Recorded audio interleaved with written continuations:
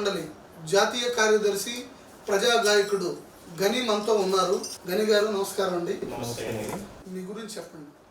నేను గత 50 సంవత్సరాలుగా సామాజిక చైతన్యంతో కూడినటువంటి గీతాన్ని పాడుతూ ఉంటాను. ఇండియన్ పీపుల్ థియేటర్ అసోసియేషన్ అనేటువంటి సంస్థకు నేను జాతీయ కార్యదర్శి. ఈ 50 సంవత్సరాలు నేను ప్రజల పాటలు పాడుకుంటూ తిరుగుతూ ఉన్నాను. అనేక కార్యక్రమాల్లో ప్రజలకు మోటివేట్ చేయాలనే ఉద్దేశంతో నేను ముఖ్యంగా కంకణం కట్టుకోవడం జరిగింది.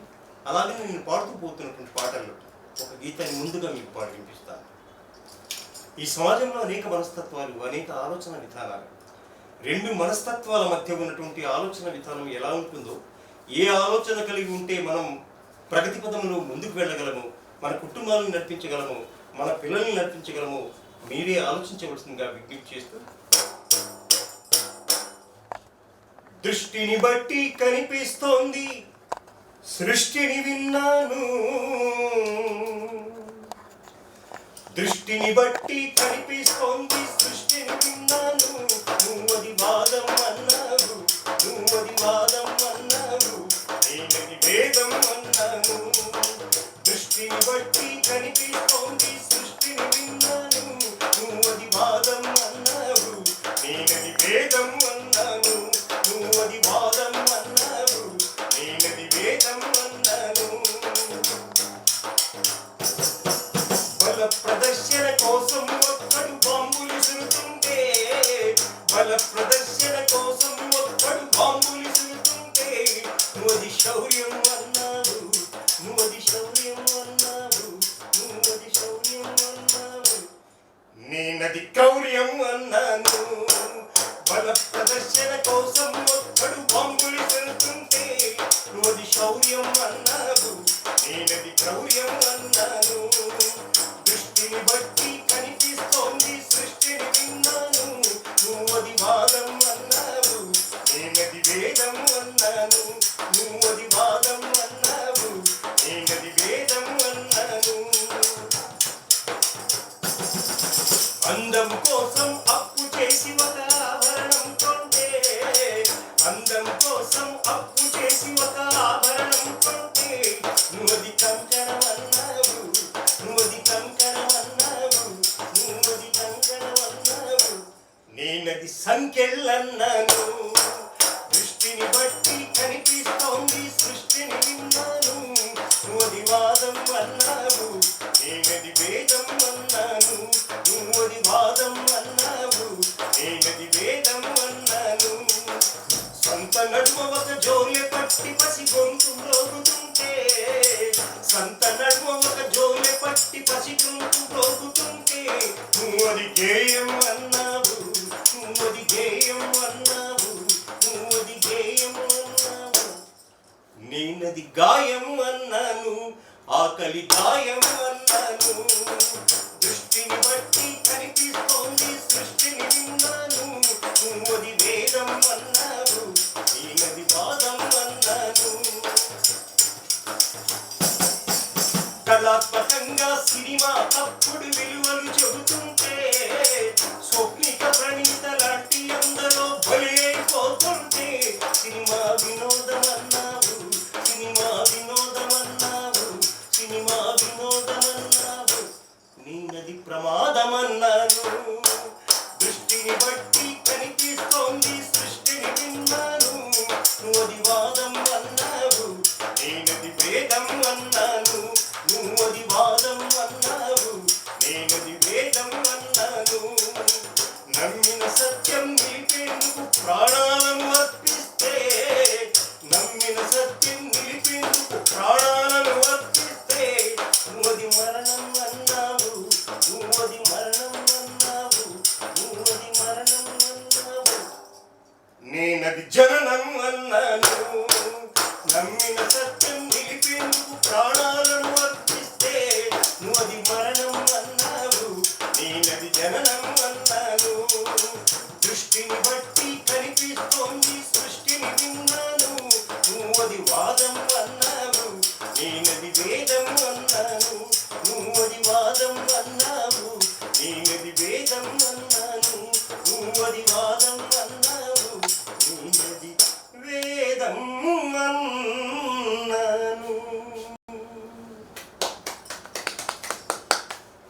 బాగా పాడారండి. మీరు ఎన్నో దశాబ్దాల కాలంగా పాటలు పాడుతూ ఉన్నారు, ఎంతోమంది ప్రజలను చైతన్యపరుస్తూ ఉన్నారు. ఈ నేపథ్యంలో అసలు మీ పాట ఎక్కడ పుట్టింది, ఎటువంటి పరిస్థితుల్లో పుట్టింది, ఎలా పుట్టింది అనేది చెప్తారా? యాక్చువల్గా ఇది 69 ప్రాంతాలండి, 69-70 ప్రాంతాలు. నేషనల్ టొబాకో కంపెనీ మా ఇళ్ళ దగ్గర ఒక కంపెనీ ఉంటుంది. ఆ కంపెనీ ఒక 100 రోజుల పాటు పెద్ద స్ట్రైక్ చేశారు కంపెనీ. వాళ్ళు తిండి లేక బుట్టలు తీసుకుని ఇళ్ళే ముట్టి అడుక్కుంటూ అన్నం అడుక్కుంటూ తిని ఆ టెంట్లో దీంట్లో ఉన్నప్పుడు తాటాకు పాకాలు వేసి పెట్టినటువంటి పరిస్థితి అన్నమాట. అందులో రోజుకు ఒక కార్యక్రమాన్ని, బుర్రకథలు ఒక రోజు, హరికథ ఒక రోజు, ఇంకొక రోజు పాటలు, ఇలాంటివన్నీ పెట్టిస్తూ ఉండేటువంటి ఆ కంపెనీ పెద్ద మిస్త్రి మా నాయనమ్మ సాహిబి అని మా నాయనమ్మ. అక్కడ ఆ కళలు చూసిన తర్వాత నేను ప్రజల్ని వాళ్ళు వాడినటువంటి బుర్రకథలకు ప్రజల మోటివేషన్ చాలా కంపెనీ.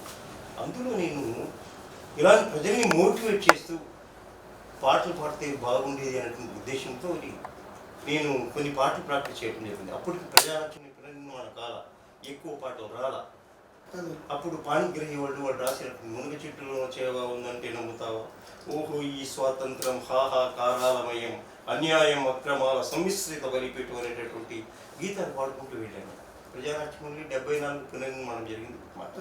అలాగే ఆ పాటలు పాడుకుంటూ 74 ప్రజానాట్యం పునర్నిర్మాణం చేసిన తర్వాత సి మోహన్ దాస్ గారండి మా గురువు గారు ఉండేటువంటి తోబుట్టూరు సినిమా మ్యూజిక్ డైరెక్టర్. ఆయన పాత సినిమా మ్యూజిక్ డైరెక్టర్. ఆయన సినిమా రంగం నుంచి వచ్చేసి ఈ పాటల్ని కొన్ని ట్యూన్స్ చేసి శిబిరాలు పెట్టేసి ప్రజలకు తీసుకెళ్లాలని ఉద్దేశంతో ఆయన కొన్ని లెఫ్ట్ థాట్స్ ఉన్నటువంటి కమ్యూనిస్ట్ అన్నమాట. ఆయన దగ్గర నేను పాటలు నేర్చుకుని ఇవాళ కూడా ఆయన చేసినట్లుగానే పాటలు నేను కూడా ట్యూన్స్ చేస్తూ పాటలు రాస్తూ పాటలు నేర్పిస్తూ వాళ్ళ ప్రజలకు వెళ్తున్నటువంటి పరిస్థితి ఈనాటి కూడా. మీరు మొట్టమొదటి పాట ఎప్పుడు పాడారు, ఎటువంటి పరిస్థితులను చూసి మీరు ప్రభావితమై పాడారు? ఇవాళ ఆకలితో ఉన్నటువంటి ఆ కార్మిక వర్గాన్ని చూసి నేను ఆనాడు అప్పుడు వెనక ఆ పాట రాసుకొని పాడినటువంటి సందర్భాలు ఉన్నాయి. మేము చిన్నప్పుడు 1977లో ఒక పెద్ద పెను తుఫాన్ వచ్చింది. ఆ తుఫానుకి మీరు చెల్లించిపోయి ఒక పాట రాశారు. అది దేశవ్యాప్తంగా అనేదానికంటే కూడా ప్రపంచవ్యాప్తంగా కూడా చాలా ఫేమస్ అయినటువంటి పాట అది. ఏదో ఈ మధ్యకాలంలో కొన్ని సినిమాల్లో కూడా పెట్టినట్టున్నారు. ఆ పాట ఒక్కసారి మా కోసం ఏమన్నా. 1977 నవంబర్ 19 శనివారం రాత్రి ఉప్పిన ఉధృతిలో పెను తుఫాను కౌగిలిలో బలైపోయినటువంటి వాడు ఎందరో మరెందరో దివిసీమ బలైపోయారు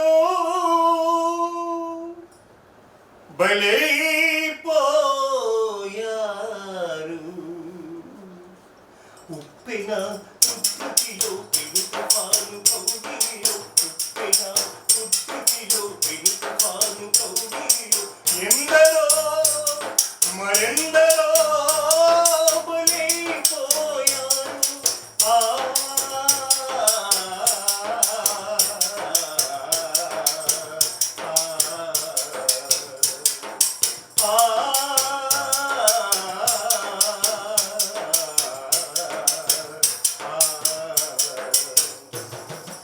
ఐదేళ్ళ కొడుకు చెట్టు కొమ్మ పట్టించి, 5ఏళ్ల కొడుకును చెట్టు కొమ్మ పట్టించి, చెల్లి కోసమెల్లి తల్లి నీట మునిగెరా, చెల్లి కోసమెల్లి తల్లి నీట మునిగెరా. బాబు చివరిసారిగా తల్లి నీట మునుగుతూ తన కొడుకు ఇచ్చిన సందేశం ఏమిటో తెలుసా బాబు? కొమ్మ పట్టు వదలకురా, కొమ్మ పట్టు వదలకురా చిన్నయ్యా, ఉప్పెన కాటేయునురా నాయ్యా, ఉప్పెన కాటేయునురా నాయ్యా. ఎందరో మరెందరో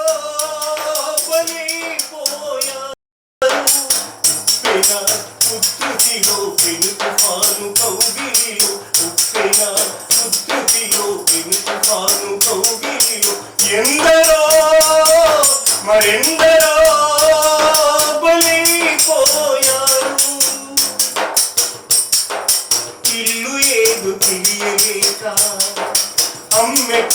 కానరాగా ఇల్లు ఏడు తెలియలేక అమ్మె కడకానరా పిలిచెను ఆ బాలుడు అమ్మా అమ్మాయిని ఏమని చెప్పను బాబు మీ అమ్మ ఏ రేవుకు తేలిందో ఆయమ్మ ఏ రేవుకు తేలిందో ఆయమ్మ ఎందరో మరెందరో బలైపోయారు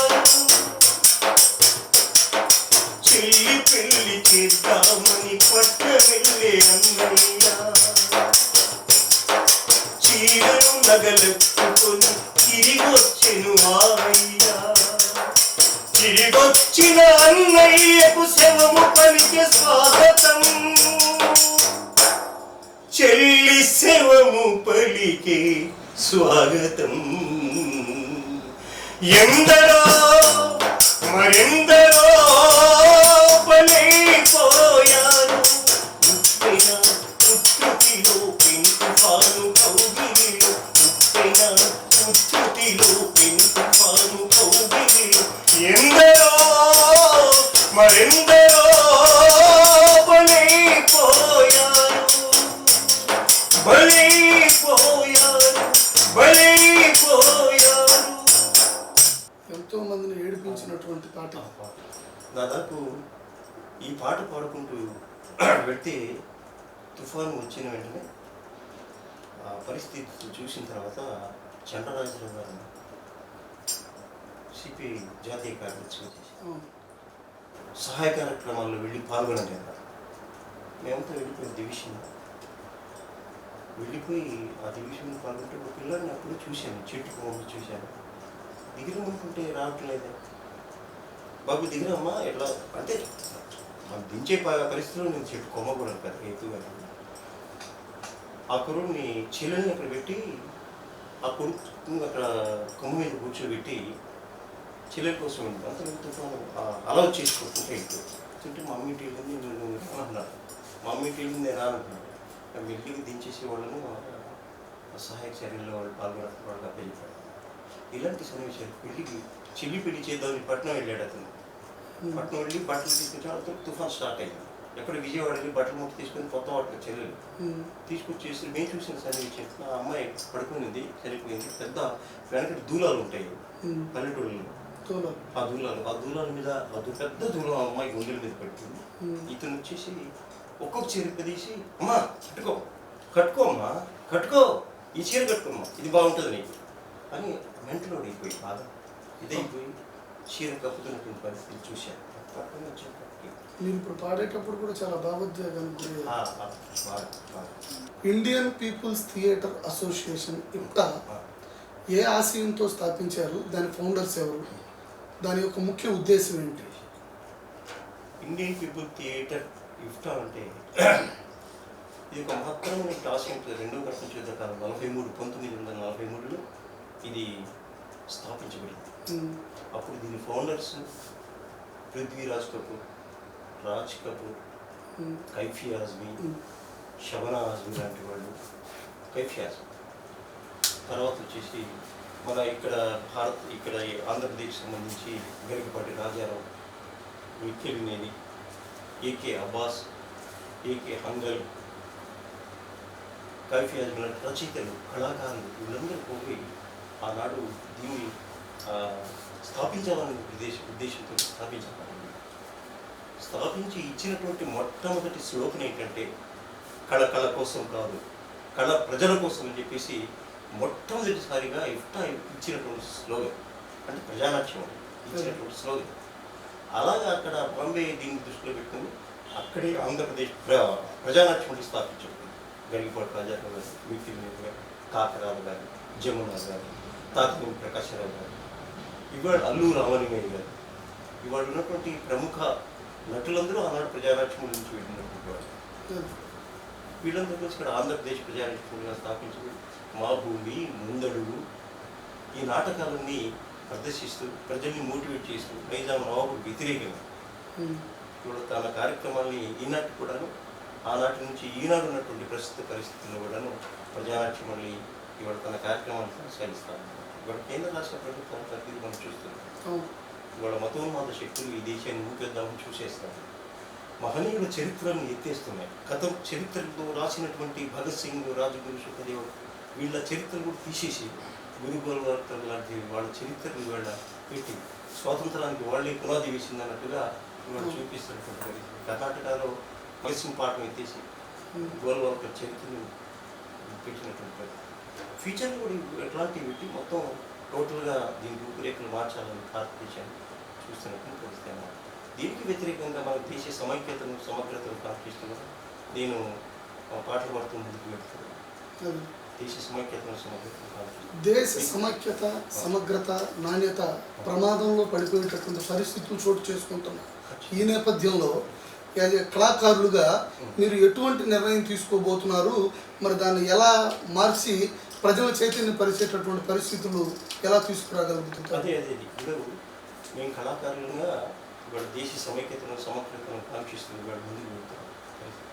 ప్రజల్ని మోటివేట్ చేస్తున్నాం, మొత్తం మీద మోటివేట్ చేస్తున్నాం, పిల్లల మీద మోటివేట్ చేస్తున్నాం. అలాగే డిసెంబర్ 18 నుంచి 22 వరకు మేము పెద్ద కార్యక్రమాన్ని ప్రజలకు తీసుకుని వెళ్తున్నాం.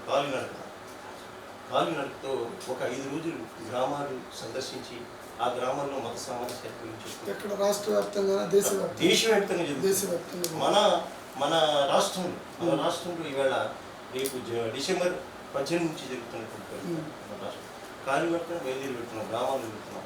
ఇవాళ గ్రామాల్లో కూడా వెళ్ళి మేము ఎవరిని దూషిస్తూ వెళ్తున్నాం. దయ, మానవత్వం, సౌభ్రాతృత్వం, సమైక్యత, సమగ్రత వీటి మీద ప్రజల్ని మోటివేట్ చేయాలనుకుంటున్నాం. అంతా కలిసిమెలిసి ఉందామనే ఉద్దేశంతో ప్రజల్ని మోటివేట్ చేద్దామని చెప్పేసి మేము బయలుదేరుతున్నాం. అందులో భాగంగానే ఇవాళ అనేక పాటలు ప్రజల్ని మోటివేట్ చేస్తూ పాడుతున్నాం. ఒక చిన్న గీతాన్ని సమైక్యతను అల్లాహు అక్బర్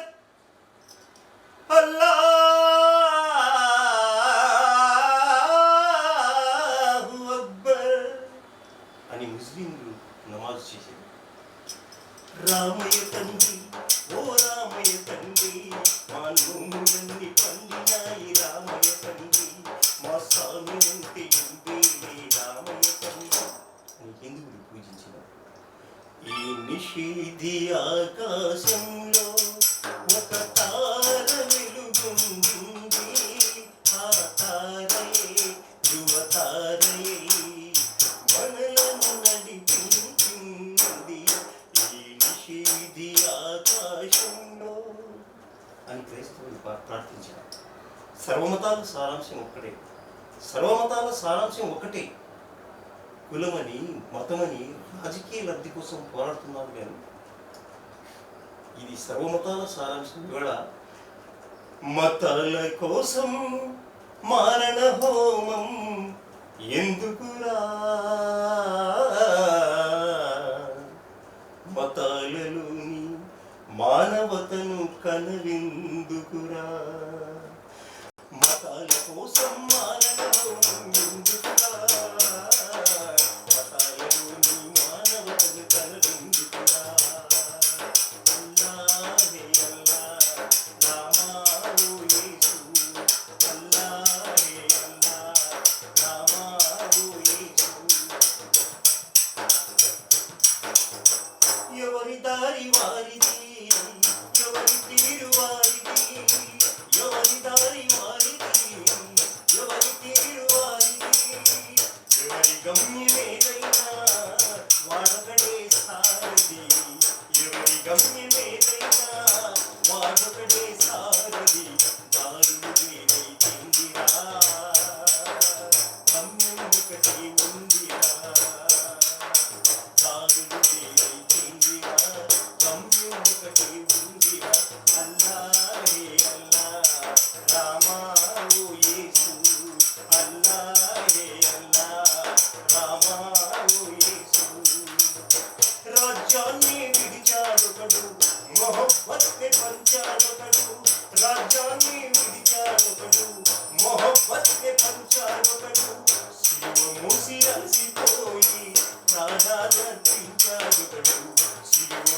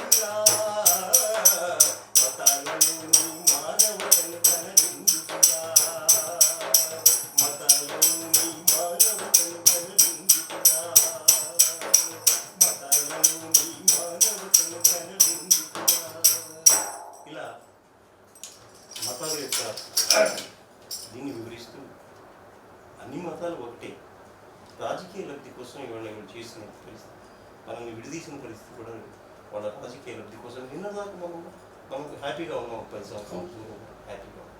అన్ని మతాలు, మతం వ్యక్తిగత అభిష్టం, ఇది రాజకీయం కాకూడదు.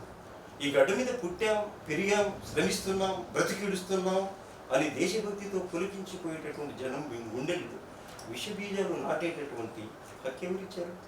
చెప్తే విడదీస్తున్నారు. ఇవాళ దేశం ఇవాళ కొన్ని మైనారిటీ వర్గాలు, దళిత వర్గాలు వీళ్ళ వణుకుతూ ఉన్నాయి. ఈ దాడులు చూస్తాం, హత్యలు చూస్తాం, ఇవాళ వణికిపోతున్నటువంటి పరిస్థితి.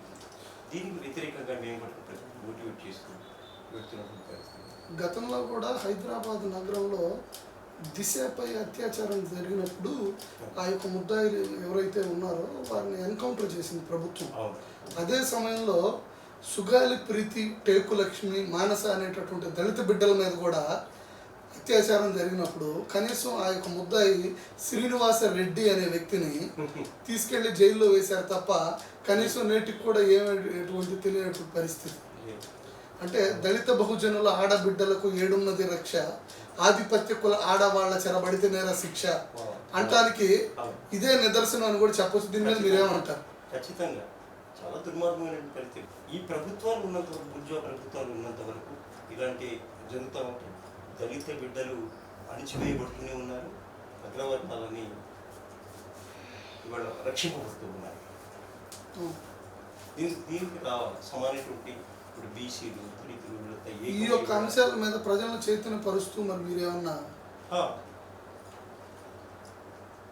మహిళల మీద ఇవాళ జరుగుతున్న దాడి మనం పేపర్ చూస్తే ఏదో ఒక మూల ఓ స్త్రీ ఆర్తనాదం వినిపిస్తానే ఉంది.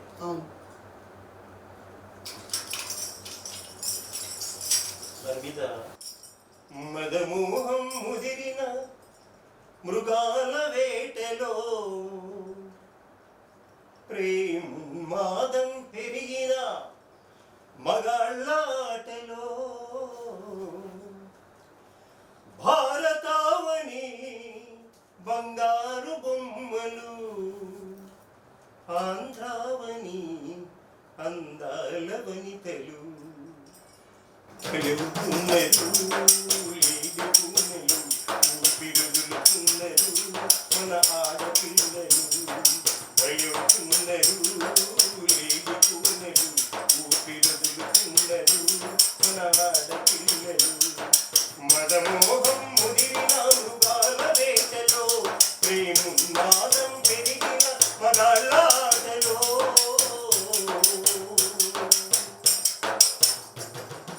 అడుగడుగున ఆకతాయి అల్లరులే ఎక్కువాయి. ఆడపిల్ల బయటికెళ్తే గడియే ఒక గుండమాయి. దారిన పోకిరి పోరం గోకుల గుంపుల మధ్యన నడిచే ప్రతి ఆడపిల్ల బ్రతికే సుడి గుండమాయి. వేదింపుల వేట కొడవలి వేటుకు వేలాడిన గురవుతున్నారు, దారాల గుమ్మలు భంగపడుతున్నారు భారతమ్మ బిడ్డలు. గురవుతున్నారు, దారాల గుమ్మలు భంగపడుతున్నారు భారతమ్మ బిడ్డలు. మదమోహం ముదిరిన మృగాల వేటలో ప్రేమాదం పెరిగిన మగాళ్ళాటలో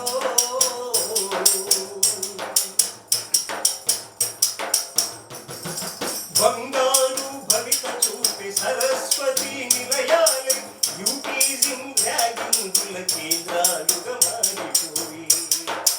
ఈటెలాంటి మాటలతో ఆ రాక్షస కీడలతో సహమనిషిని హింసించే సంస్కృతి చెలరేగిపోయి. ఫారెన్ ఫస్ట్ కల్చర్ అంటూ పనికిరాని వేషాలతో కలత చెందిరే సాయేది పిల్లలు. అయ్యో కాలం చెందిరే కాబోయే పౌరులు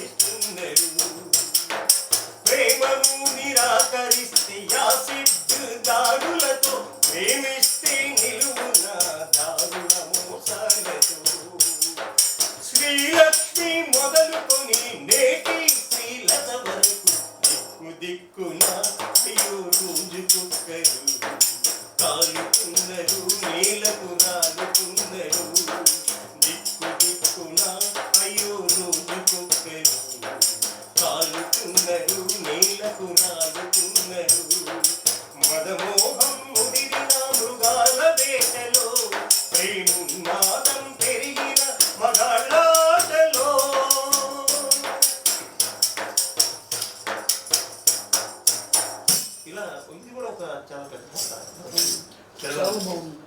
ఎందుకంటేనండి మేము ఎంతో మంది గాయకులను చూసాము. ఈ విప్లవోద్యమ గాయకులు జననాట్య మండలి టైపు వాళ్ళు పాడిన పాటలు ఒక రకంగా, ఇప్పుడు మీరు పాడే పాటలు నేటి సమాజానికి అనుగుణంగా ఓన్లీ అభ్యుదయ గీతాలు వారికి చైతన్యపరచడానికి అన్నట్టుగా చాలా బాగా అద్భుతంగా పాడుతున్నారు.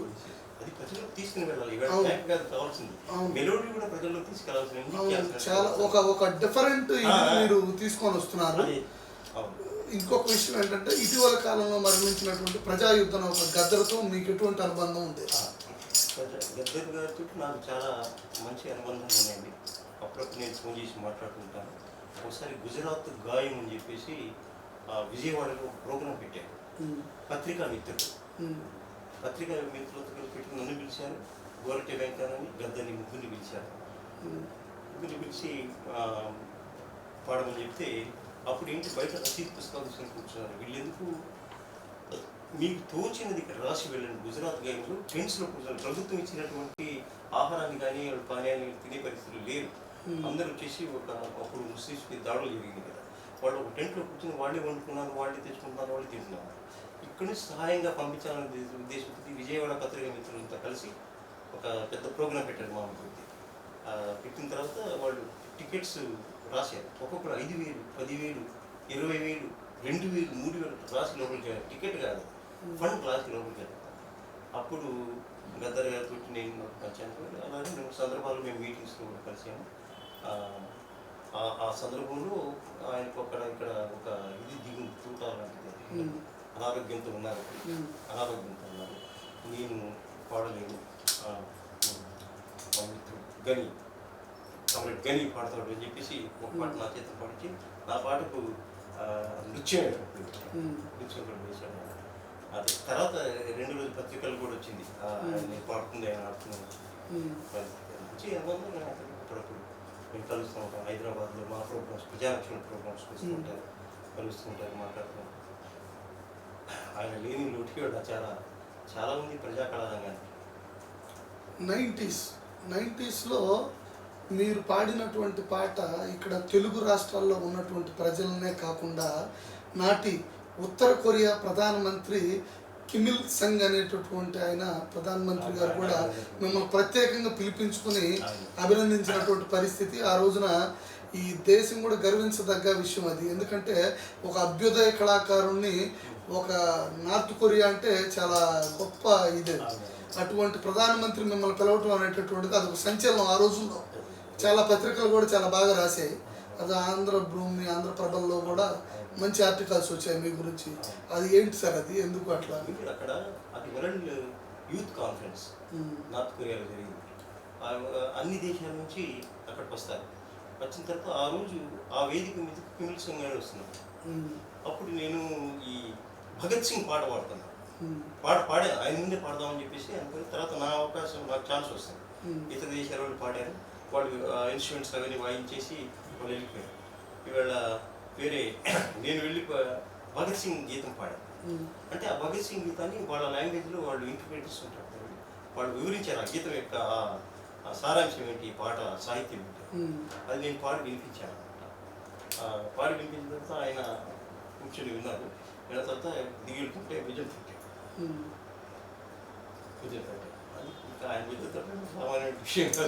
ప్రజానాట్య మండలి ఎంతో మంది కళాకారుల్ని సినిమా రంగానికి అందించినటువంటి పరిస్థితి.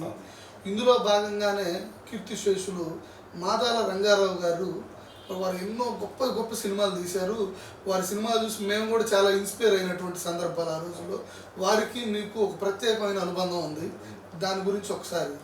రంగారావు గారు నేను ఇప్పుడు చూడాలి, దాదాపు ఒక 30 సంవత్సరాల నుంచి రంగారావు గారు అంటే నేనన్నా రంగారావు గారు అంత ప్రేమగా ఇద్దరు ఉండేటనుకోవాలి. ఏ కార్యక్రమం ఉన్నా, ఏ సినిమా అయినా లేకుండా ఆయన చేసినటువంటి పరిస్థితి లేదు. ఆయన చివరిలో చేసినటువంటి ఎర్ర పౌరాలకు నేను అసోసియేట్ డైరెక్టర్, సింగిల్ కార్డ్ ఎర్ర పౌరాలకు అసోసియేట్ డైరెక్టర్. పులిపుద్దుని ఒక సినిమా తీశాడు. పులిపుద్దులో నా చేత ఒక పాట పాడించాడు. ఓటు ఎవడికేస్తారో ఎల్లన్నారు మల్లన్నా అని ఒక పాట పాడించారు. ఆ పాటకు ఈ ప్రసాద్ రెడ్డి, వీళ్ళందరూ రమాప్రభ, వీళ్ళందరూ డాన్స్ చేసిన డూయిట్ అది. ఇంకొక లేడీ వాయిస్ కూడా పాడించారు. చాలా హిట్ అయింది సినిమా. అయితే పాట హిట్ అయింది. దాని మీద మంచి డ్యాన్స్ అది ఇది వేయించిన పరిస్థితి ఉంది. ఆయన బ్రతుకున్నట్లయితే పరిస్థితి మరో రూపంలో ఉండేది. ఆయన అలా అనారోగ్యం ఉండి చనిపోయాడు. ప్రజలను చాలా చైతన్యవంతులుగా తీర్చిదిద్దినటువంటి ఘనత కూడా మాదాల రంగారావు గారికి. అనేక మంది ఆర్టిస్టులను పైకి తీసుకొచ్చారు. ఆయన ఒక పేజీగా చెప్పుకోవచ్చు ఈ యొక్క ఇదిలో. ఖచ్చితంగా ఆర్ నారాయణమూర్తి గారితో ఆయనది ఒక బాణి. మరి ఆయన మీకు ప్రజానాట్య మండలికి ఆయనకి మధ్య ఉన్న, ఆయనకి ప్రజానాట్య మండలిలో నుంచి వచ్చిన వ్యక్తి లేకపోతే ఎట్లా? లేదండి, అతను జనరల్గానే సోషల్ థాట్ ఉన్నటువంటి అభ్యుదయ భావాలు ఉన్నటువంటి వ్యక్తి. ఆ భావాల మీద ఆయన సినిమాలు తీశారు. రంగారావు గారు ఏదంటే మంచి కమిటెడ్. రంగారావు గారు ఏదో నేను పట్టిన తాను పట్టిన మూడే కాలాలకు ఏదో చెప్పుకుంటాను, ఎర్ర జెండాలు లేకుండా సినిమా తీయటమా అని అనేటువంటి మనం చాలామంది నాయకులు ఆయనకు చెప్పారు. ఈ ఎర్ర జెండాలు లేకుండా మామూలు ఇప్పుడు ఈ కొన్ని సినిమాలు వస్తున్నాయి, తీశారు కదా వాళ్ళు, కొన్ని సినిమాలు తీశారు, ఎర్ర జెండాలు ఉండవు. అంత భావం మాత్రం అదే కమ్యూనిస్ట్ భావమే ఉంటుంది. ఇలాంటి భావాలు ఉన్నాయి కదా. ఇప్పుడు ఈ చదువులు మాకొద్దు అనే సినిమా డైరెక్టర్ ఎవరు ఉన్నారు, ఆయన కూడా 2-3 సినిమాలు తీశారు, ఎర్ర జెండాలు చూపించాల. అయితే ఈయన ఎర్ర జెండాలు పక్కన పెట్టి కాస్త బలపడే వరకు మంచి ఏ భావాలతో ఉన్నటువంటి మంచి సోషల్ థాట్స్ ఉన్నటువంటి సినిమాలు తీయని చెప్పేసి పార్టీ నాయకత్వం కూడా ఆయన చెప్తే అక్కడ ఎందుకు వచ్చేసి ఎవరో నా సినిమాలో ఎర్ర జెండా లేకపోవడం అన్నట్టుగా వచ్చి ఎర్ర జెండాతోనే. ఎందుకంటే ఆయన తీసిన మ్యాక్సిమం అన్ని సినిమాలు నేను చూశాను, చొక్కా అన్న ఎర్రది ఉంటుంది, లేకపోతే ఇలా వేసుకునేటటువంటి టవల్ అయినా కానీ ఎర్రది ఉంటుంది. ఎరుపు అనేది లేకుండా మాదాల రంగారావు గారిని చూడలేనటువంటి పరిస్థితి. చూడలేని సినిమా అది అట్లాంటి పరిస్థితుల్లో ఆయన మంచి మిత్రుడు కంటే యాజ్ ఏ ఓన్ బ్రదర్ అని చెప్పుకోవాల్సింది. మీరు ఎన్నో దశాబ్దాల కాలంగా మీ గళాన్ని వినిపిస్తూనే ఉన్నారు, ప్రజలు చైతన్యపరుస్తూనే ఉన్నారు. నాటి గనికి నేటి గనికి తేడా ఏంటి? నా ఉద్దేశంలో నా తేడా ఏంటి అనుకుంటున్నా. నేను నాడు గని ఎట్లా ఉన్నాడు, నేడు కూడా గని ఎట్లా ఉన్నాడని చెప్పేసి నేను అనుకుంటున్నా. నేను కూడా ఏంటంటే ఆ రంగంలో విమర్శించుకోవాలి. సినిమా రంగంలో కూడా సినిమా పాడాను, చేశాను. ఆ రంగంలో విమర్శించుకోవాలి. చూసిన తర్వాత నేను ప్రజల్లో ఉండటమే కరెక్ట్, నేను ఇక్కడ కరెక్ట్ కాదు అనిపించి నా మనసుకు నాకే అనిపించేసి నేను తిరిగి గుంటూరు ఉన్నాను. చాలా రంగారావు గారు ఇంట్లో ఉండేవాడు. నన్ను ఇక గుంటూరు పిలిపించేశాడు. ఎందుకు ఇక అక్కడ అది కరెక్ట్ కాదు అని చెప్పేసి, నా మనస్తత్వాన్ని ఇది కరెక్ట్ కాదని చెప్పేసి నేను గుంటూరు వచ్చేసి ప్రజల్లోకి వెళ్ళి మహాకవులు రాసినటువంటి కళాకారులు రాసినటువంటి పాటలను తీసుకుని మోటివేట్ చేస్తూ అట్లా ఉండిపోయాను. ఎంతోమంది ప్రభుత్వ అధికారులు, కలెక్టర్లు కూడా గుంటూరులో కావచ్చు, పక్క జిల్లాల్లో కావచ్చు, మిమ్మల్ని ప్రత్యేకంగా పిలిచి ఆ యొక్క ప్రభుత్వ కార్యక్రమాల్లో కూడా పాటలు పాడించి ఏదో నిరక్షరాస్యత దాని మీద చైతన్యపరచడానికి పాడించారని చెప్పేసి చాలా విన్నాం మేము. ఆ పాటలు కూడా మేము విన్నాం. దాని మీద మరి మీరు అంటే ప్రభుత్వ కార్యక్రమం, ఎందుకంటే జనరల్గా ఎర్ర జెండా అనేసరికి ఆ ప్రభుత్వానికి పూర్తి వ్యతిరేకంగా ఉంటుంది ఈ గవర్నమెంట్ ఈ సెక్టార్లో. మీరు ప్రజానాట్య మండలిలో ఉన్నారు, అట్లాగే భారత కమ్యూనిస్టు పార్టీకి అనుబంధ సంస్థ కాబట్టి మీరు మళ్ళీ ప్రభుత్వ కార్యక్రమాల్లో కూడా కలెక్టర్లు సైతం మిమ్మల్ని ప్రత్యేకంగా పిలిపించుకుని పాడిస్తారు. ఏంటి అందులో ఇది? వాళ్ళకు అన్నీ తెలుసు. ఆనాటి కలెక్టర్లకు ఈనాటి కలెక్టర్లకు ఎవరు ఏమిటనేటువంటి విషయం తెలుసు. ఎవరు ఫీల్డ్ వర్క్ బాగా చేసి ప్రజలకు తీసుకెళ్తారు, ప్రజల్ని ఒక పాటను కానీ మాటలను కానీ నాటకం కానీ ఎట్లా తీసుకుని వెళ్తారో వాళ్ళకి బాగా తెలుసు. అందుకని వాళ్ళు ఏం చేశారు, పార్టీలు చూడకుండా అప్పుడు 9 to 5 ఇక్కడ కలెక్టర్ ఉమామహేశ్వరరావు గారు ఉండేవాళ్ళు. ఆయన పిలిపించాడు, స్వచ్ఛందంగా వచ్చేసి ఇందులో పనిచేసేటువంటి వాళ్ళు ఎవరు ఉంటారండి, నిరక్షరాస్యతని అక్షరాస్యంగా చేయాల్సినటువంటి ఆవశ్యకత ఇవ్వండి ఏర్పడింది రమ్మని చెప్పాడు. అది నాకు కూడా కబురు వచ్చింది, నాకు కూడా కబురు చేశారు. నేను మా వాళ్ళతో చెప్పాను, వెళ్ళు మనం వెళ్ళి చూసి అది ఏంటి చూడము. అప్పుడు ఆయన మొత్తం వివరించి చెప్పాడు ఇట్లా చేద్దామని చెప్పి. నేను కూడా ఇన్స్పైర్ అయ్యి పాటలు, వీధి నాటికలు, జానపద నృత్యాలు ఇవి తీసుకెళ్ళి 2 శిబిరాలు పెట్టాడు ఆయన. బీడీ కాలేజ్ ఉమెన్స్లో ఒక శిబిరం, ఎల్ఎంపీ స్కూల్లో ఒక శిబిరం పెట్టారు. శిబిరాల్లో మా శిబిరంలో 500 మంది ఉన్నారు కళాకారులు, ఇతర జాబ్స్ నుంచి దీనిగా వచ్చినటువంటి వాళ్ళు, జాబ్స్ చేసి సెలవులు పెట్టి వచ్చినటువంటి వాళ్ళు, పోటీ మీద వచ్చినటువంటి వాళ్ళు 500 మంది. ఇక్కడ కూడా ఒక 400-500 మంది ఈ శిబిరంలో ఉన్నారు. ఈ 2 శిబిరాలు మెయింటైన్ చేసాం మేము. ఈ 2 శిబిరాలు మెయింటైన్ చేసి వాళ్ళకు పాటలు మాటలు నేర్పించేసి ఫీల్డ్ వర్క్ కూడా చూశాను. 3 నెలలు 4 నెలలు వాడు ఫీల్డ్ వర్క్ చేసింది. అక్కడ ఇక్కడెక్కడ మాత్రం టైం టేబుల్ అన్నమాట.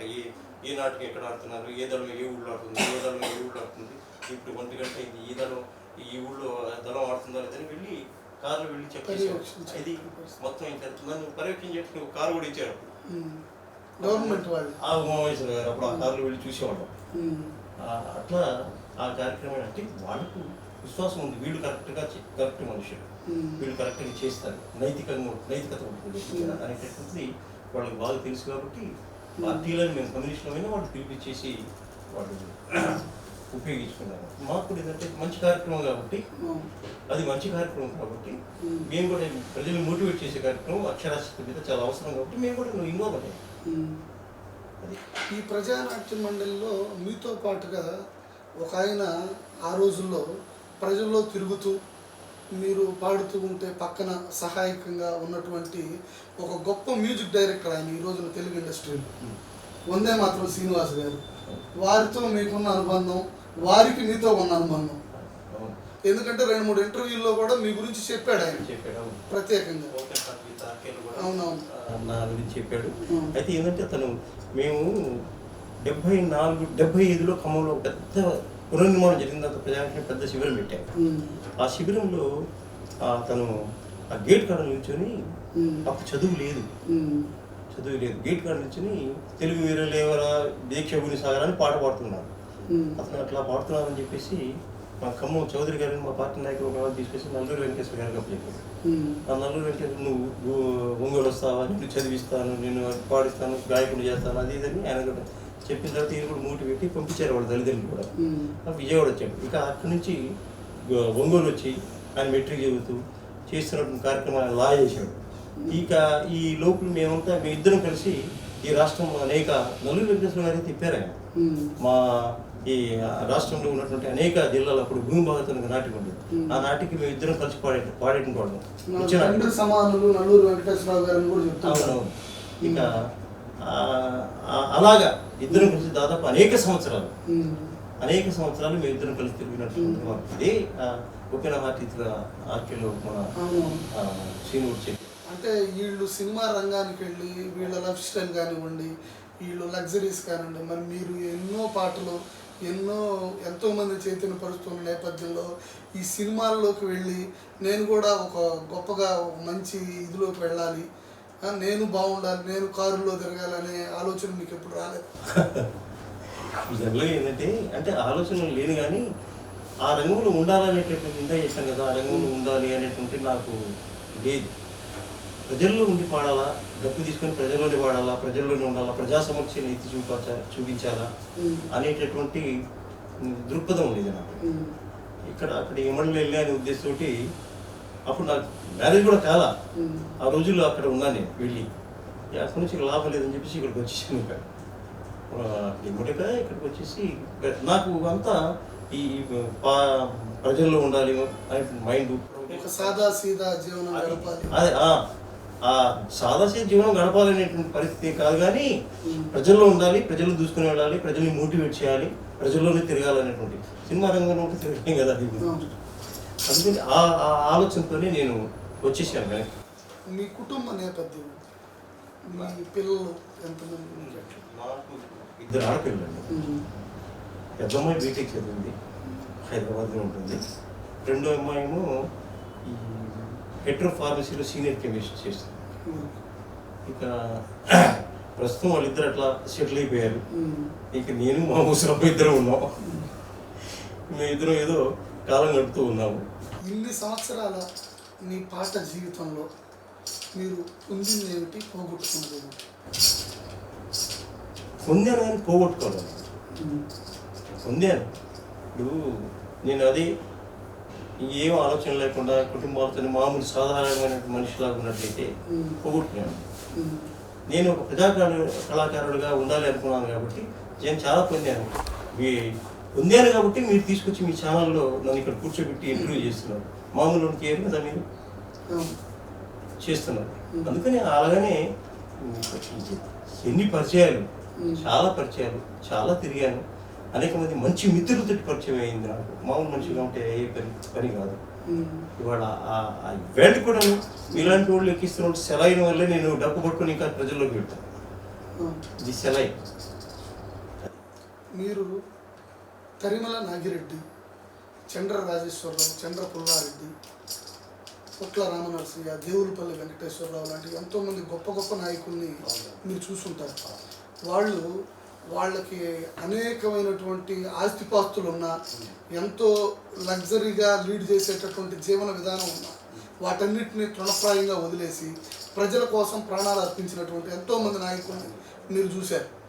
కాబట్టి వారిని చూసిన మీరు నేడు చూస్తున్నటువంటి ఈ యొక్క నాయకుల్ని మీకు ఎలా అనిపిస్తుంది ఈ మధ్య? ఇది వాళ్ళ త్యాగాలు అవి వేరు. ఇప్పుడు చంద్రరాజేశ్వర గారు ఉన్నారు, ఇలాంటి మీరు చెప్పిన మహనీయులు అందరూ ఉన్నారు. వాళ్ళు జమీందారులే ఒక విధంగా, ఒక దశ.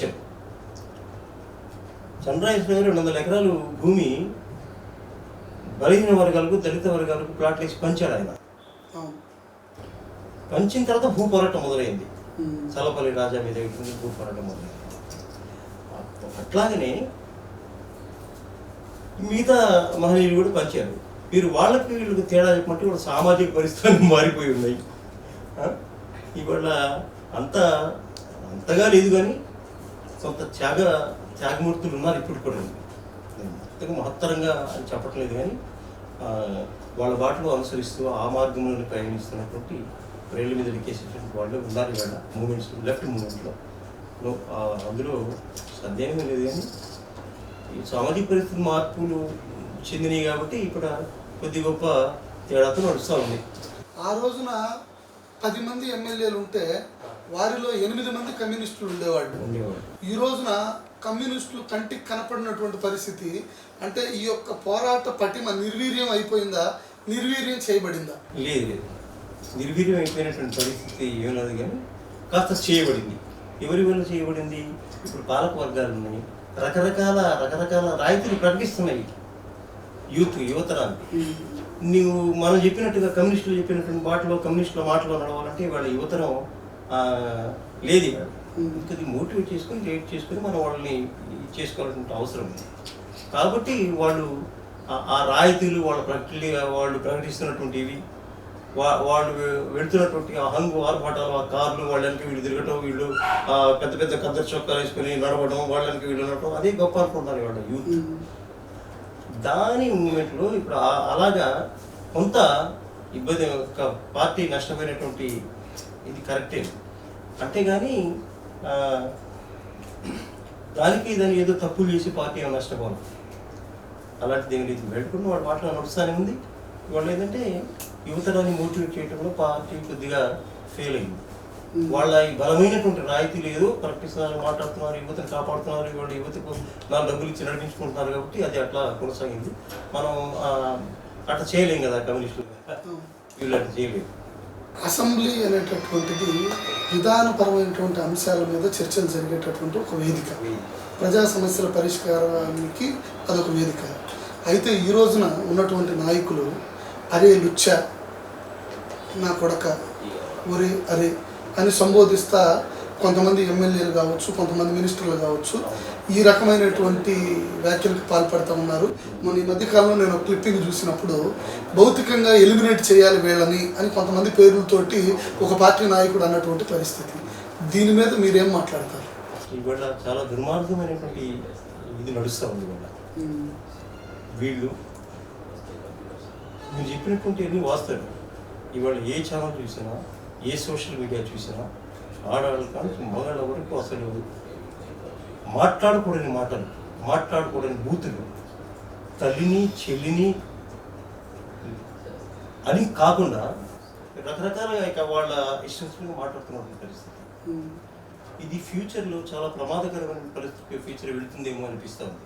ప్రమాదకరమైన పరిస్థితులు పడుతుందని చెప్పేసి అదే మనం ఇందాక అనుకుంటుంది. అయితే వీళ్ళు ఇవాళ ఉన్నటువంటి యువతరానికి ఏమి నేర్పిస్తున్నారు? రాజకీయం అంటే ఏమిటి, ప్రజల్ని ఎట్లా కాపాడాలా, ప్రజల్ని ఎట్లా రక్షించాలా, ప్రజలు ఉన్నత స్థాయికి వెళ్ళేటట్టు ఎట్లా ఎదిగేటట్టు చేయాలా అనేటువంటి ఆలోచన వాళ్ళు లేదు. ఇవాళ ఉన్నటువంటిది రాజకీయాలు ఏం నేర్పిస్తున్నాయి? వాడిని ఎట్లా బూతులు తిట్టాలా, వాడిని ఎట్లా కర్రలతో కొట్టాలా, ఎట్లా కారు అద్దాలు పగలగొట్టాలా, ఎట్లా వీళ్ళని హత్యలు చేయాలా, ఇలాంటి పరిస్థితులు ఇవాళ ఫ్యూచర్ నిర్మిస్తున్నటువంటి పరిస్థితి. ఈ 5-6 సంవత్సరాల కాలంలో, లేకపోతే 9 సంవత్సరాల కాలంలో మనం ఏమైనా వీళ్ళు ఒక 4 మంచి మాటలు, ప్రజల్ని మోటివేట్ చేసే మాటలు, ప్రజా సంక్షేమం కోసం చేసేటటువంటి మాటలు, ప్రజా సంక్షేమం నచ్చి ఇవాళ ఏం లేదు. ఇవాళ నేర్పిస్తుందన్న యూత్కు వాడు అక్రమ మార్గంలో నడిపించడమే ఇవాళ వాళ్ళ ఇదే. దేశభక్తిని పెంపొందించేటటువంటి ఎంతో మందిలో దేశభక్తి బాగా పెంపొందించి దేశభక్తులుగా మీరు ఉండాలి అని చెప్తా ఉన్నటువంటి భారతీయ జనతా పార్టీ గురించి మీరు ఏం చెప్తారు? ఇది ఎంతవరకు కరెక్ట్? ఇది చాలా ఇబ్బందికరమైనటువంటి పరిస్థితి. భారతీయ జనతా పార్టీ దేశభక్తి కుహనా దేశభక్తి, దేశభక్తి కుహనా దేశభక్తి. ఇవాళ ఈ దేశానికి స్వాతంత్రం తెచ్చినటువంటి పేర్లు బయటికి రావడానికి మీరు ఒప్పుకోవట్లేదు. మహాత్మా గాంధీ కానీ, రకరకాల పోరాటం భగత్ సింగ్ కానీ, వీళ్ళు అల్లూరి సీతారామరాజు కానీ, సుభాష్ చంద్రబోస్ కానీ, వీళ్ళు వాళ్ళకి ఈవేళ గురు గోల్వాల్కర్ ఏదో వాళ్ళు ఆనాడు స్వతంత్ర పోరాటాన్ని స్థాపించింది, మొదలుపెట్టింది ఆయన ఏంటి ఇవాళ చెప్తారు. చరిత్రను రూపుమాపుతున్నారు. దేశభక్తి అనేటువంటి ముసుగులు ప్రజల్ని మోటివేట్ చేయడానికి ప్రయత్నం చేస్తున్నారు. ఇవాళ మన చరిత్రను మార్చేయడానికి కూడా ప్రయత్నం చేస్తున్నారు. మొన్న బెనారస్ యూనివర్సిటీలో పెద్ద అయిన అమిత్ షా గారు అంటారు, మీరు దేశ చరిత్రను రాయండి, వివరంగా దేశ చరిత్రను రాయండి. ఇప్పుడు నడుస్తున్నటువంటి చరిత్ర తప్పుల తరగ వాస్తవం కాదు, ఇది ఏదో కమ్యూనిస్టుల ప్రేరణతో నడుస్తున్న చరిత్ర కానీ ఇది ఇంకా అంతకంటే కాదు, కొత్త చరిత్ర రాయండి అని చెప్పేసి వాళ్ళ చరిత్ర రాయిస్తున్నారు. ఏముందండి ఇవాళ ఇప్పుడు ఆ పిల్లల్లో ఈ చరిత్ర పోయిందనుకోండి, వాడు ఈ చదువుకొని మన వరకు ఈ దేశానికి స్వాతంత్రం ఎవరు తీసుకొచ్చారు, ఎవరెవరు రసూలు అయ్యారు, ఎన్ని వేల మంది చనిపోయారు, ఎన్ని కులాలు మతాలు దీనిలో ఐక్యంగా పోరాటం చేసిన ఈవేళ అనేక మంది ముస్లిమ్స్ చనిపోయారు, అనేక మంది హిందువులు క్రైస్తవులు చనిపోయారు. ఇవి చరిత్రలో ఏమి రావడం. ఇక ఫ్యూచర్లో ఆ పిల్లడు ఇవాళ ఉన్నటువంటి 5 సంవత్సరాల ఏజ్లో ఉన్నటువంటి పిల్లడికి వాడికి చరిత్ర ఇచ్చారనుకోండి, వాడి చరిత్ర పుస్తకాలను వచ్చేసినాయి అనుకోండి, ఇప్పటికి చాలా పుస్తకాలు వచ్చేసినాయి అనుకోండి. ఇప్పుడు వాడు ఏం నేర్చుకుంటాడు? ఓహో, వాళ్ళే కదా ఆర్ఎస్ఎస్ వాళ్ళు మనకు స్వాతంత్రం తీసుకొచ్చారు, గోల్వాల్కర్ గారు వీళ్ళంతా తీసుకొచ్చారు పరిస్థితి వాళ్ళకు ఇంజెక్ట్ చేసి చేయటమే కదా. నాడు అండమాన్ జైల్లో ఉన్నటువంటి సావర్కర్ రిలీజ్ అవ్వడానికి కారణాలు ఏంటి?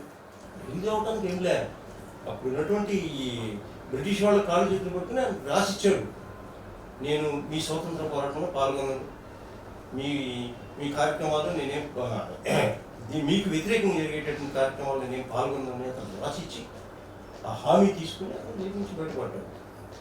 ఇది చాలా మందికి ఎందుకని తెలియట్లేదు, దాని గురించి ఎవరు వివరణ ఇవ్వట్లేదు. చాలా మంది తెలుసు, ఎక్కువ ఉందా ఏం లేదు, కానీ కొద్దిగా రాజకీయ పరిజ్ఞానం ఉన్నటువంటి వాళ్ళందరికీ తెలుసు. రాజస్థాన్లో 9 సంవత్సరాల బాలుడి హత్య జరిగింది, కానీ ఈ యొక్క హత్య ఎటువంటి కలకలం సృష్టించలేకపోయింది. ఆ 9 ఏళ్ల బాలుడు చేసిన తప్పు వల్ల సరస్వతి విద్యా మందిర పాఠశాలలో అగ్రవర్ణ ఉపాధ్యాయులు తాగేటటువంటి కూజాలో నీళ్లు తాగాడన్న ఒకే ఒక కారణంతో ఆ ఉపాధ్యాయుడు ఆ పిల్లవాడిని కొట్టి చంపేస్తే ఎటువంటి కలకలం సృష్టించలేదు ఆ సంఘటన. కానీ ఆ హంతక ఉపాధ్యాయుడిని అరెస్ట్ చేయగానే వెంటనే కులకలం చెలరేగి అప్పుడు మీడియాలో ప్రసారమైనటువంటి పరిస్థితి. ఈరోజు ఇట్లాంటి పరిణామాలు. అట్లాగే అతను కులదీప్ సింగ్ అనేటటువంటి ఒక ఎమ్మెల్యే 17 ఏళ్ల బాలికను అత్యాచారం చేసినటువంటి పరిస్థితి. ఆ బీజేపీ ఎమ్మెల్యే అతను. అసలు ఇట్లాంటి సంఘటనలు ప్రజలను ఎటు తీసుకెళ్లేటటువంటి ప్రమాదం, చాలా ప్రమాదకరమైన పరిస్థితి. ప్రజలు ఎటు తీసుకెళ్ళటం అంటే ప్రజలు మోటివేట్ అయ్యే వరకు, ప్రజలు తలకాయ ఉంచుకునేంత వరకు ఈ సంఘటన జరుగుతూనే ఉంటాయి. ప్రజలు కళ్ళు తెరవాలా, ప్రజలు పిడికిలు బిగించాల్సిన అవసరం ఉంది. ఇవాళ మహిళలు కూడా కళ్ళు తెరవాల్సిన అవసరం ఉంది. ఆ క్రమంలో ముందుకు వెళితే తప్ప తీసుకెళ్ళేది మౌనంగా ఉన్నంతకాలం వాళ్ళు చేస్తూనే ఉంటారు, వాళ్ళు ఎవరు పట్టించుకోరు. ఎందుకంటే అధికార పార్టీ వాళ్ళ చేతిలో ఉంది కాబట్టి. ఇప్పుడు ఎన్ని మానభంగాలు, ఎన్ని అత్యాచారాలు, రోజుకు ఒక పేజీలో రోజుకు ఒక న్యూస్ ఉంటుండే, ఇంకా తెలియని ఎన్నో క్రమంలో నడుస్తూ ఉంది. ఇప్పుడు జనసేన పార్టీ నాయకుడు పవన్ కళ్యాణ్ గారు ఎటువంటి డబ్బులు పంచం, అవినీతికి మేము చోటు ఇవ్వము అని చెప్పేసి ప్రజల్లోకి వస్తూ ఉన్నాడు. మరి అటువంటి వ్యక్తిని గెలిపించుకోవాల్సిన అవసరం ఉందా లేదా ప్రజలు? ప్రజలు ఆలోచించాలి. ఇటువంటి డబ్బులు పంచం మీరు మాకు అంటే ఆయన ఎంత పెద్ద జ్ఞానని మీరు అనుకుంటారు? అంటే ఆయన ఇచ్చేటటువంటి స్టేట్మెంట్స్ అవి చూస్తే ఆయన పరిజ్ఞానం ఎంత మేరకు ఉందని చెప్పేసి మీ అభిప్రాయం? నేనైతే అంత పరిపక్వమైనటువంటి పరిజ్ఞానంతో ఉన్నాడని చెప్పేసి నేను అనుకోను. సామాజిక విషయాల్లో రాజకీయాలు ఏదో అతను ఏదో బెస్ట్గా వస్తున్నాడు మాట్లాడు. వరంగల్ ఎన్ఐటీలో ఆయన మాట్లాడినప్పుడు ఆయన ఒక వ్యాఖ్య చేశారు. ఏమన్నారంటే 1,00,000 పుస్తకాలు చదివిన పరిజ్ఞానం నాది అని అన్నాడు.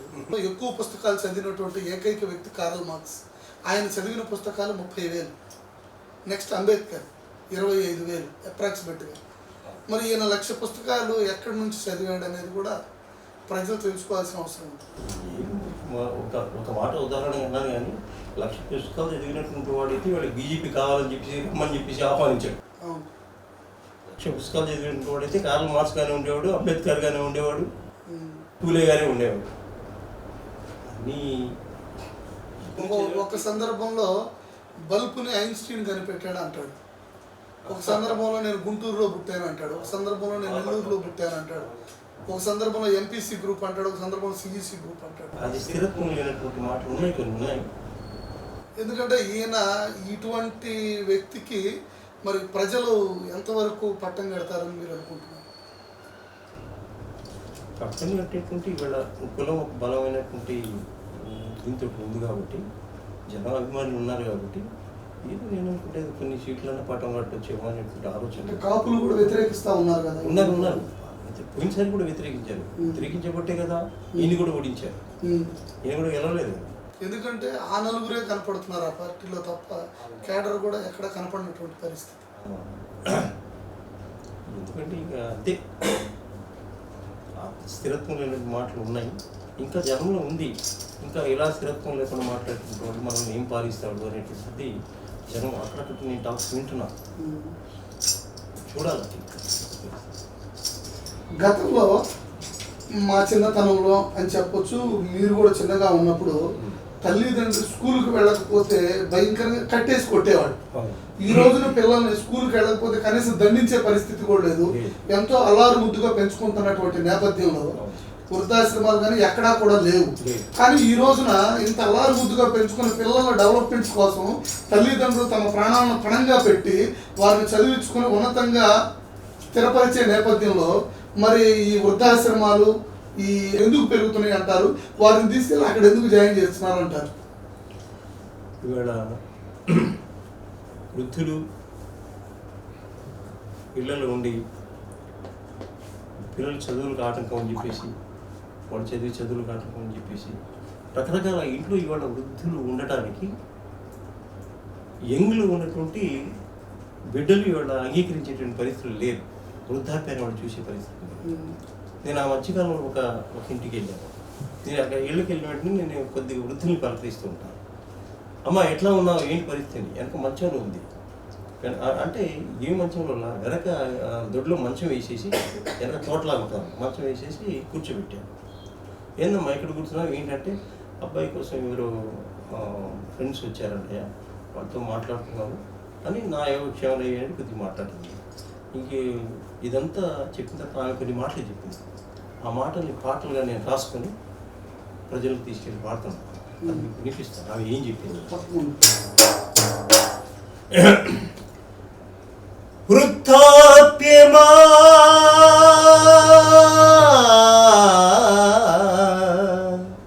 నాకు శాపం కాబోకుమా,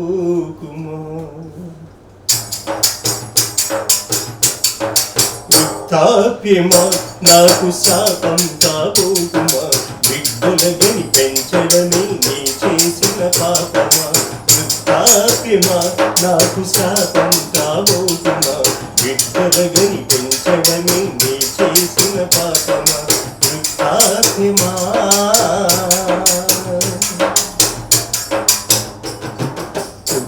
కోడలి కోసం స్నేహితులు ఎవరైనా వస్తే ఇంటి వెనక పెరటిలో నా పడకను వేస్తారు, వాళ్ళున్న గంటన్నర బయటకు రావద్దంటూ,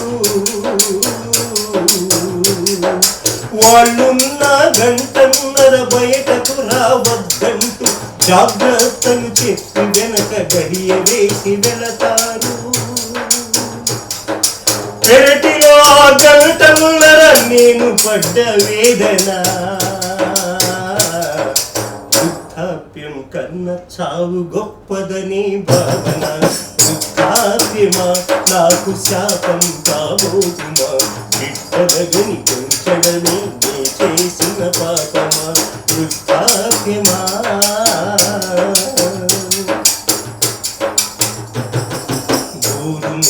నుండి వాణ్ణి గొప్పవాడిగా చేస్తే అమెరికా నుండప్పుడప్పుడు హలో హలో అంటాడు. అమ్మ ఊపిరొదిలిందని పొరుగోళ్ళు ఫోన్ చేస్తే, అమ్మ ఊపిరొదిలిందని పొరుగోళ్ళు ఫోన్ చేస్తే రాలేను గాని వీడియోను పంపమంటాడు. కళాత్మక చిత్రమై అమెరికాను చూపించి అక్కడ కూడా డబ్బులు గుంజేటి గనుడు. వృద్ధాప్యమా నాకు శాపం కాబోతుమా, బిడ్డలగని పెంచడమే నా చేసిన పాపమా. వాళ్ళున్న గంటన్నర బయటకు రావద్దంటూ జాగ్రత్తలు చెప్పి వెనక గడియ వేసి వెళతారు. పెరటిలో ఆ గంటన్నర నేను పడ్డ వేదన, వృద్ధాప్యం కన్నా చావు గొప్పదని భావన. తగాదాకు మన వళ్ళకు విసుగొచ్చి ముసలిదాన నీతోని ఇంట్లో ఈ గొడవలని ఎక్కి చెత్త కుండీలో విసిరిన రోజున, వృద్ధాప్యం కన్నా చావు గొప్పదని భావన. వృద్ధాప్యమా నాకు శాపం కాబోతుమా, బిడ్డలగని పెంచడమే నీ చేసిన పాపమా. 10 మంది ఇంట్లో ఉన్న 10 సార్లు పిలిచిన ఒక్కసారి కూడా పని మనిషి కూడా పలుకదు. మరింత కృంగేందుకు ఆ ప్రవర్తనే కారణం. 60-70 ఏళ్ళ నేను పర్వతాలను, ఎండిన వృక్షాలుగా నేల కొరుగుతున్నాము. వృద్ధాప్యమా నాకు శాపం కాబోతుమా, బిడ్డలగని పెంచడమే నీ చేసిన పాపమా. వృద్ధాప్యమా గతకాలంలో నేను చేసిన శ్రమ లేకుండా ఈ వ్యవస్థ అభివృద్ధిని చూడగలుగుతున్నావా? దశాబ్దాల పరుగులో ఎన్నెన్ని గాయాలో, ఈ శతాబ్దాల పరుగులో ఎన్నెన్ని గాయాలు. ప్రభుత్వమా నైతికంగా ఆలోచన చేయుమా? గంగి నీళ్లు పోసి మా కళ్ళ నీళ్లు తుడవకు, కడుపు నిండా కూడు పెట్టే బాధ్యతను మరవకు. వృద్ధాప్యమా నాకు శాపం కాబోతుమా, బిడ్డలగని పెంచడమే నీ చేసిన పాపమా. వృద్ధాప్యమా